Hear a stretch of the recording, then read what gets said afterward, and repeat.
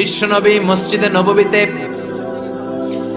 মিম্বারের এক তলার মধ্যে পা রাখলেন, আওয়াজ করে বললেন আমিন। দ্বিতীয় তলার ভেতরে পা রাখলেন, আওয়াজ করে বললেন আমিন। তৃতীয় স্টেপে পা রেখে বিশ্বনবী পড়লেন আমিন। সাহাবারা বললেন, নবী তিনবার আমিন বললেন, কেন বললেন বুঝলাম না। বিশ্বনবী বললেন, প্রথম স্টেপে যখন পা রাখলাম, জিব্রাইল এসে বলল, রমজান মাস পাওয়ার পরে রোজা রেখে ইবাদত করে যেই বান্দা গুনাহ মাফ করতে পারে নাই, তার উপরে আল্লাহর লানত। আমি বিশ্বনবী পড়লাম আমিন।